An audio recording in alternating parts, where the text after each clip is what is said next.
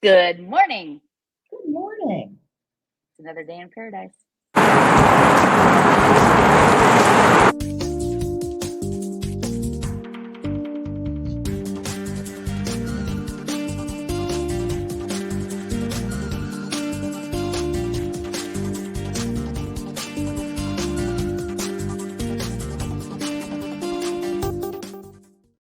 Be careful what you wish for.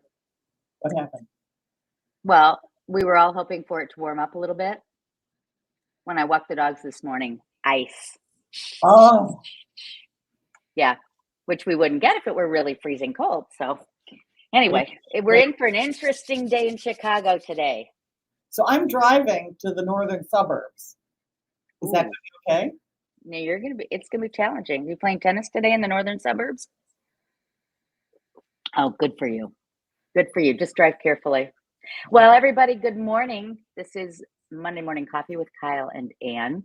Last time we got together 2 weeks ago, we talked about how the year ended up and what our predictions were for 2024. But now we're going to talk about nationally what the predictions are. Plus, we have a segment called Is This a Joke? And then we also have a segment about what's happening with us kind of behind the scenes we're going to share with you. So that's where we're at. I'm going to do the stats first thing. Good morning, Kyle, by the way. We were talking before we went on the air, so I feel like this is just the ongoing. Yes. I'm ready. I'm ready. You ready for some stats? I'm ready. Okay, so this is the pared down version. This is just what I think is really important right now. This is the story of Chicago market. You ready? Look at that. This is KCM. Remember, we talked about keeping current matters, which is going to be a big part of the next segment. But this is the Lakefront communities. They did it for me.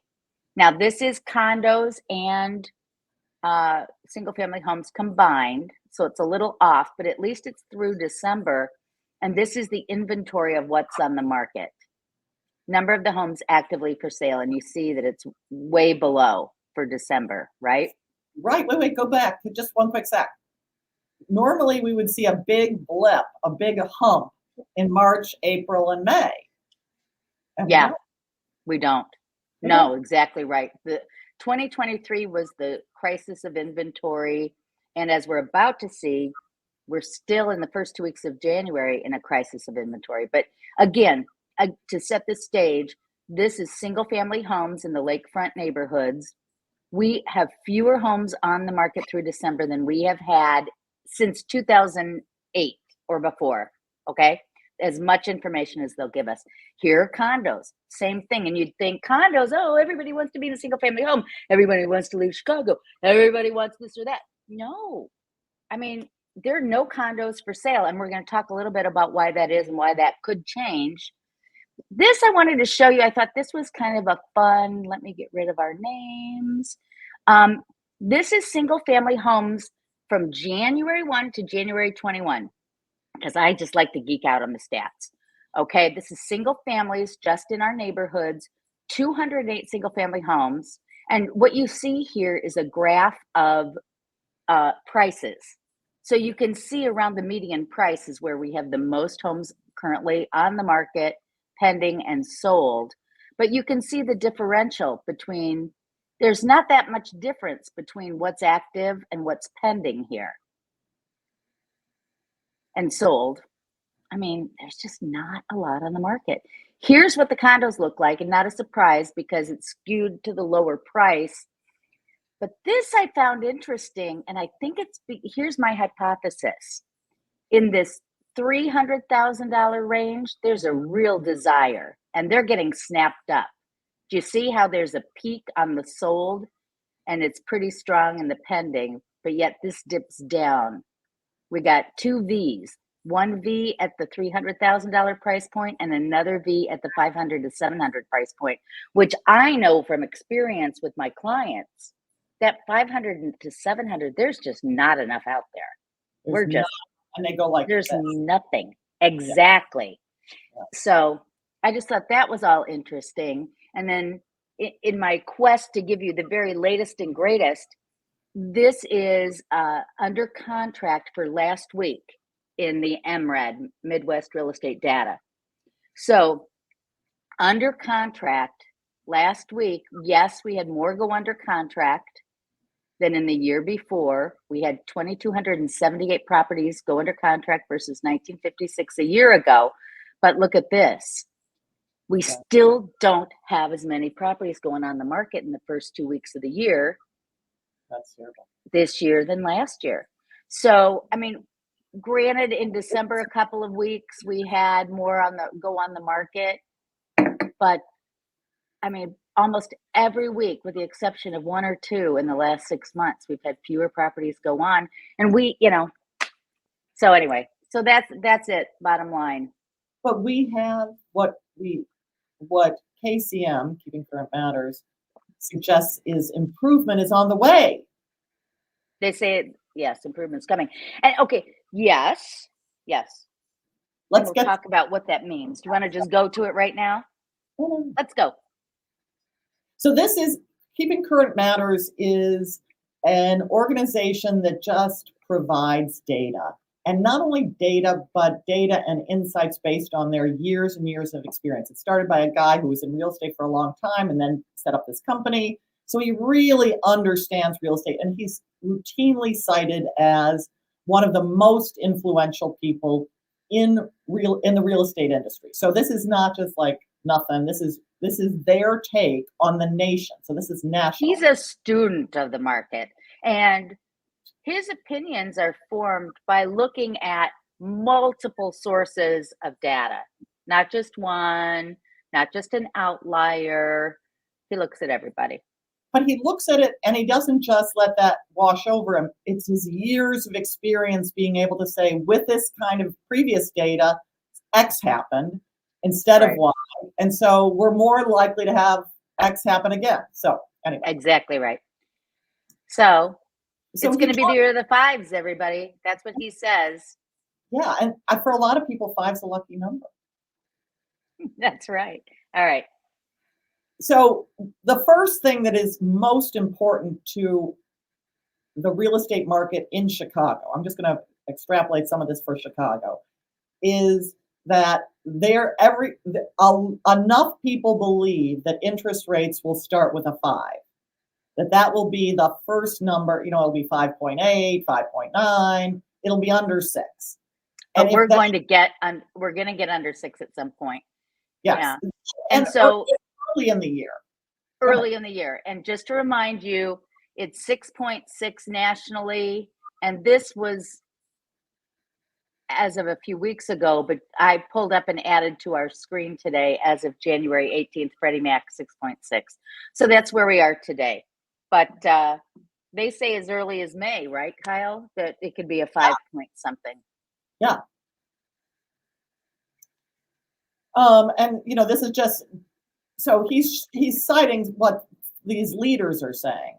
They are never going to be, people, never, the pre-pandemic lows. We're never going to go to under 3%. But again, if we get into 5 something, that's really strong, because keep in mind, everybody, the 40-year average is 7.74% in interest rates. So if we were to get down to 5 something, that would be really strong and compelling. Absolutely. So 5.5 million in total home sales is the projection in the event that the first one happens, because there is so much pent-up demand to sell and to buy. It's, everything that I'm reading says that people, their number one reason for moving is because of their changing lifestyle. That they want to be closer to family. They want to move for a job. And people care about that a lot and are getting ready to say, I'm willing to give up my under 4% mortgage to achieve the things that are important to me in my life. So based on that and the dropping interest rate, they think that 5.5 million in total home sales. Keep in mind, if we do 5.5 million in home sales, that would be a 20% increase over what we did in 2023. So how's that going to feel? That's going to feel like a really good, strong market. Yeah.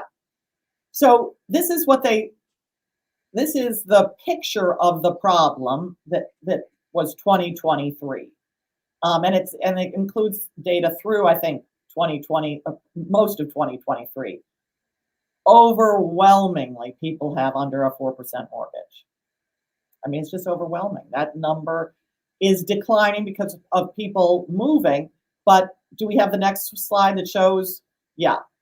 So the people with the really low rates are not selling. It's a financial asset. They're not going to sell unless, it's an estate or they are forced to for X, Y, and Z. They're being transferred. Right. They call it the lock-in effect. That if I'm locked in at 3.5. I was talking to both of my brothers, one in Cincinnati, one in Denver, and they're like, why would I want to sell? Because I've got this great asset, which is this cheap money. Yeah. So we might be at peak lock effect. So the view is if the rates come down into the fives, there are enough people who are going to say, now I care more about my life than the couple $100 a month that I would have to spend to afford the next. Exactly, because there'll be much less of a disparity between the interest rates, therefore much less that they perceive that they're missing out on, right?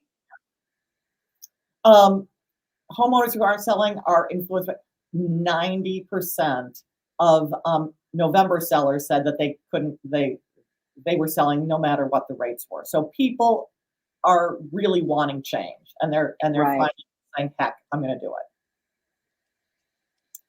Almost 24% November purchased with cash. Cash will continue to be king, even as the rates ease this year. So no matter what the direction of rates, we're still going to have some sales just because. Do you think those people who had full equity and used their equity to buy the next, downsized, those cash people, and also kids of people whose parents lent them the money? Right. Yeah, for sure. Yeah. So why did people not buy in 2023? 72% said it was because of mortgage rates. 34% said it was because of inventory. 17% said it was the affordability in home prices. But you know what? Truly, affordability in home prices is interest rates and the cost of homes. So, yeah. So this is what Goldman Sachs and a bunch of others are saying. 3 consecutive 25 basis point cuts in March, May, and June. And what will be interesting is what those basis point cuts do to the spread between the 10-year Treasury and the mortgage rate. Is that the next one?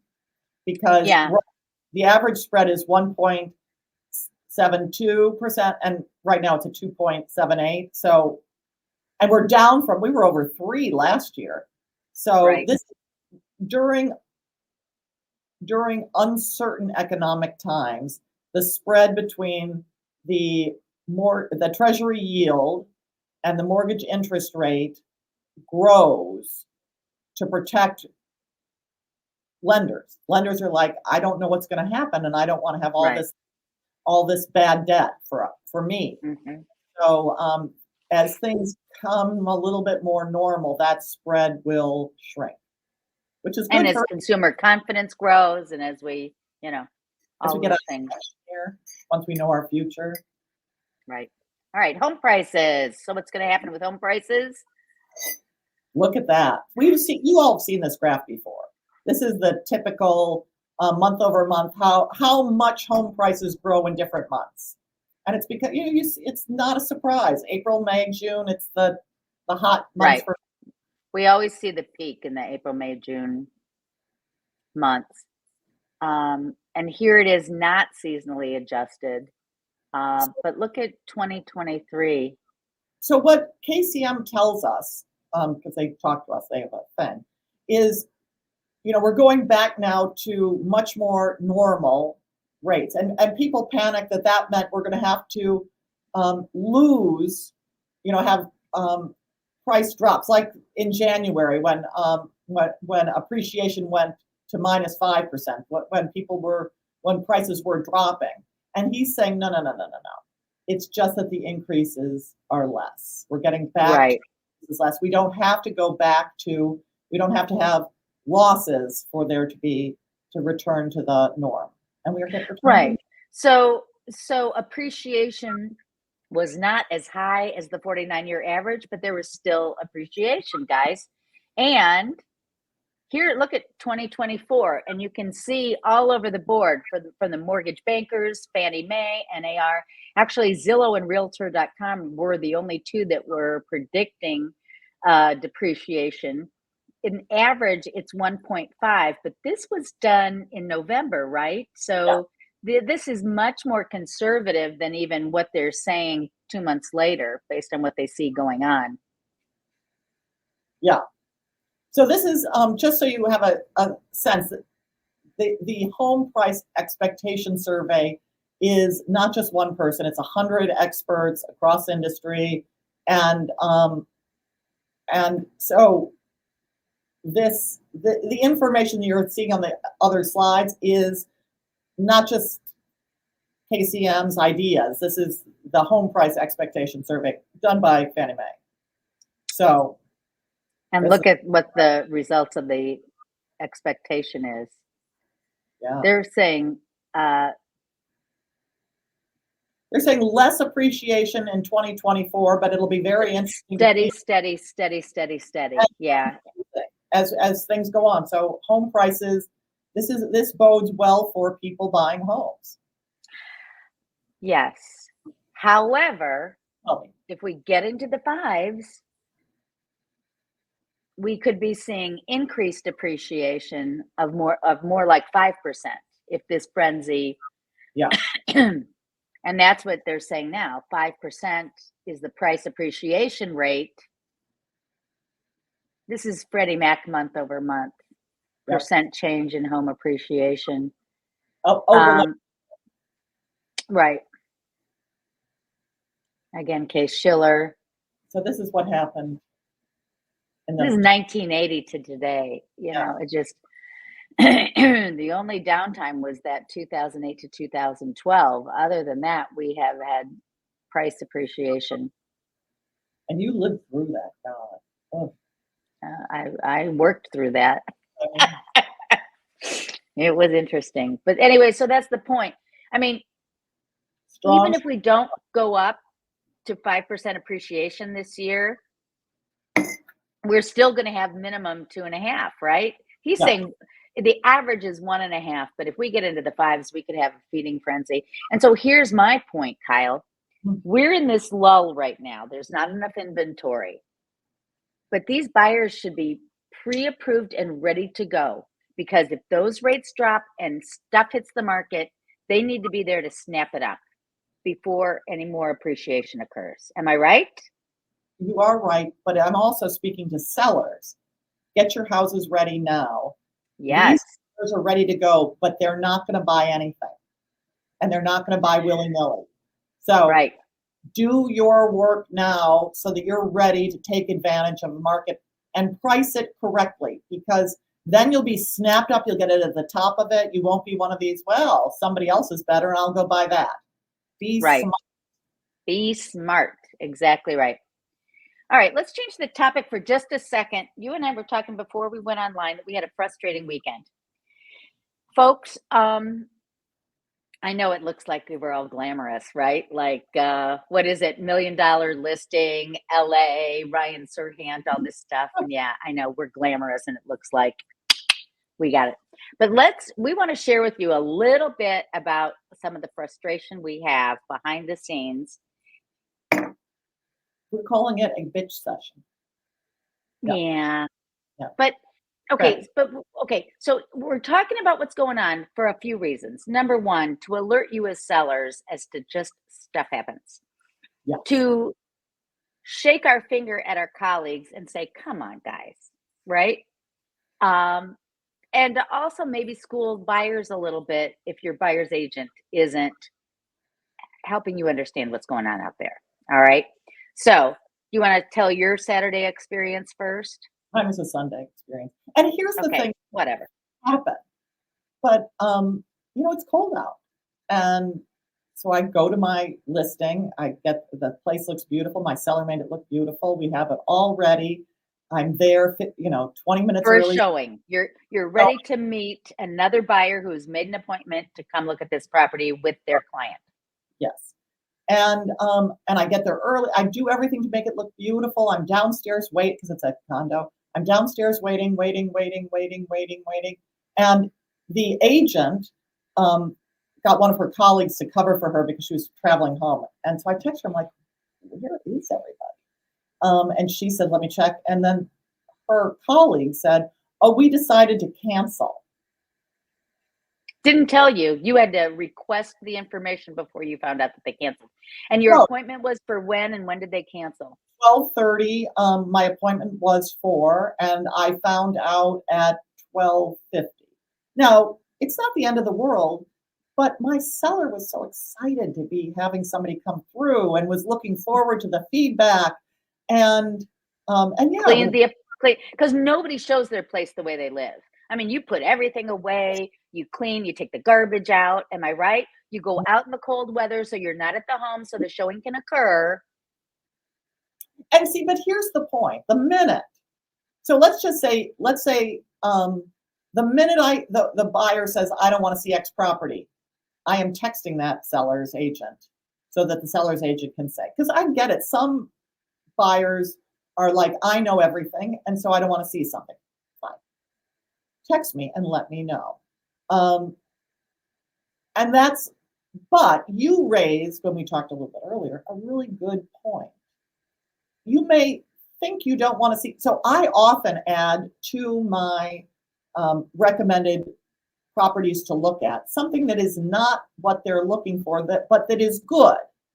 Right. Because sometimes, and I'll tell you how often my buyer goes, I want the one you just had, the one that was added, because they think they know what they want until they see something that's good, that's different, and meets their goals, but it's different. And so buyers don't rule things out out of hand. Consider some of them. They're kind of good. They can be good. Yeah. No, that's totally right. That the buyers, what you see online isn't necessarily how it presents in person. And there may be, I tell you what, I was in business 30 years ago for like 6 months, and I had two guys say they wanted to be in a particular area at a particular price. And that 6 months in, I learned this lesson. I took them to something a little bit out of the area, and they were out of their minds excited and bought it. So here's the experiences I had this weekend. First, my St. Regis property, an agent said he wanted to preview it. Well, you and I both know about this whole preview crap, right?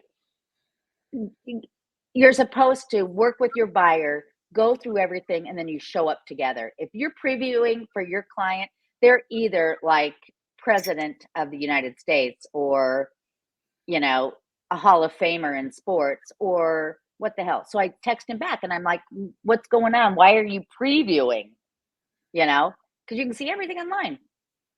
And he goes, well, I've got this Asian buyer, which, first of all, why is he saying that? Fair housing. Don't tell me. Okay. Yeah.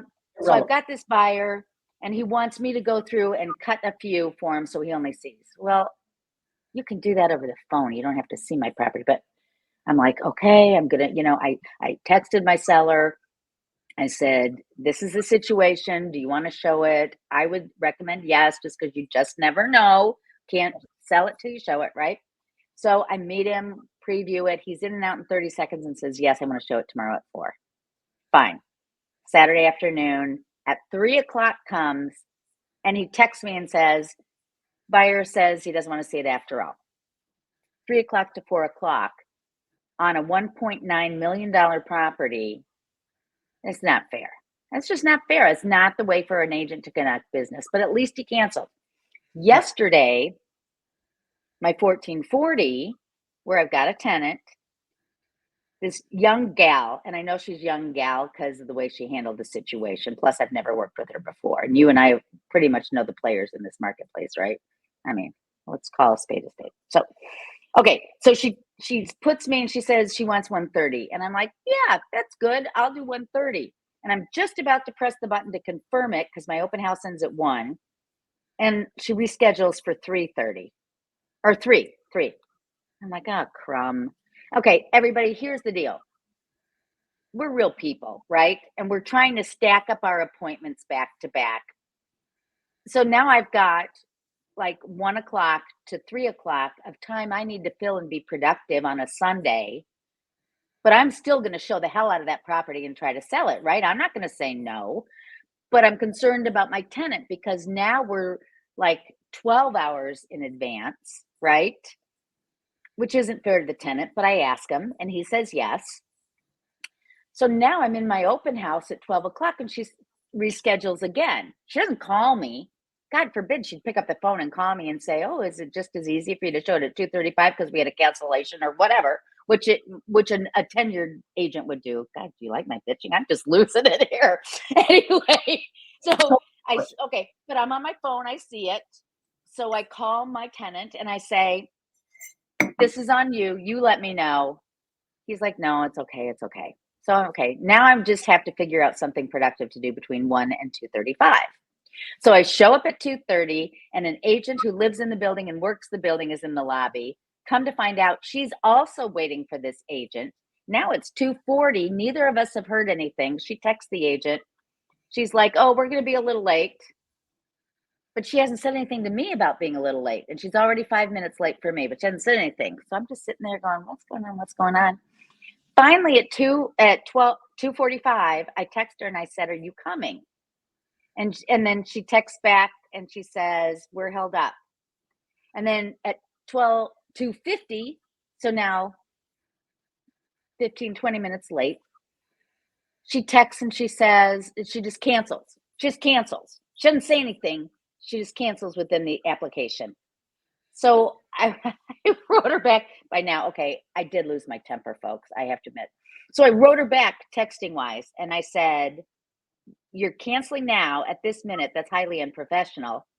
And she writes back and she goes, I canceled in showing assist. Okay, that's my tone of voice. I can't say that was hers. But so here's the deal. My tenant cleaned up and got out on a cold day, right? Now, on a weekend, with a guy that works Monday through Friday, and now I'm asking him to leave his apartment so I can show. And then I play all these mouse games on timing. This agent, she obviously has not done a consultation with her buyer.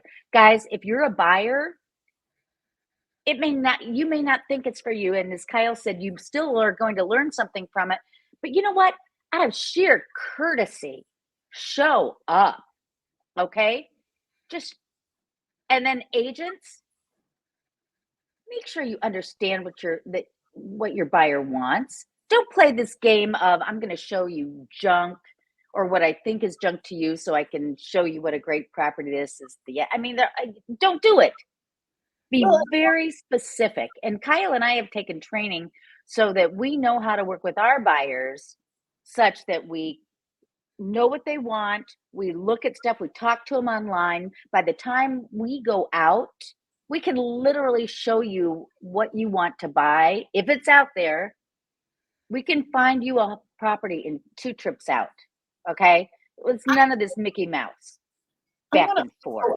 I want to also add, because I had a situation for one of my buyers where the sellers acted completely dishonorably.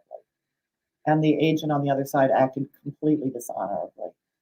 People, and I'm not going to go into the circumstances of that because I'm still processing the really just unnecessary cruelty. Buyers are humans, sellers are humans, agents are humans. Let's all remember that when we engage in real estate. Buyers, treat the sellers with respect, treat the other agents with respect.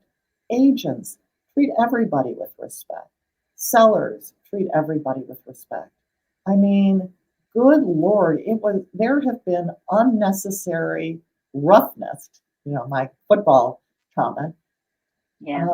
going on right now. And I think people have forgotten that there are human beings with lives and needs and worries involved in this. And Anne and I work hard to honor everyone in a transaction.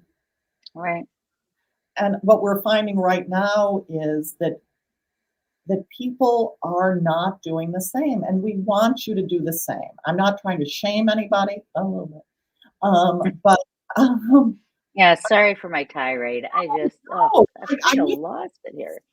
see what it does, people. Be honor people, be respectful, because it will come back to you in spades, that respect.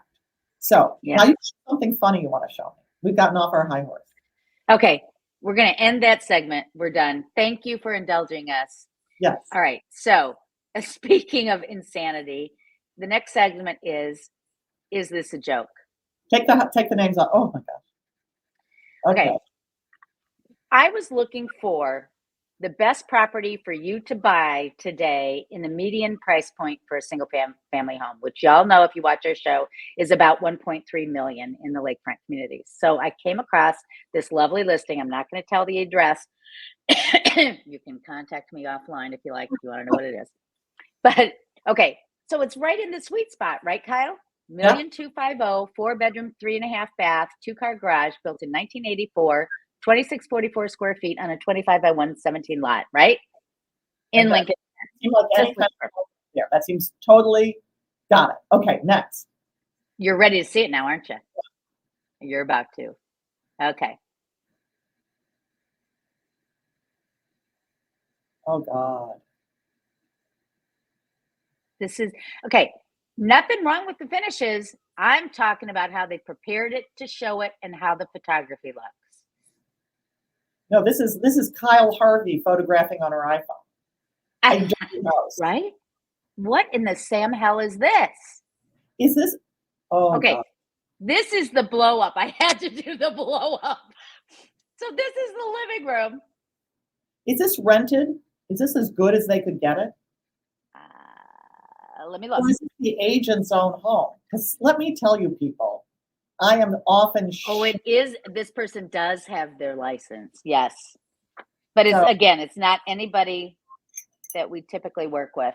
And oh, wait a minute. No. I have the wrong one. Let me look. No, it's not broker owned. It is not broker owned. but is it for sale effectively? Pardon? Is it for effectively for sale by owner? Is it one of those Prello? It's not. It's not Prello. It's some small group I've never heard of before. Well, maybe they're one of those. They could be. 150, and I put you on the MLS. Yeah. Keep going. Okay, there you go. What the heck? I mean, it's a nice property, but come on. I really like the coat tree. I'm full of coats. The paper towels. I'm going to put on my inclusion list that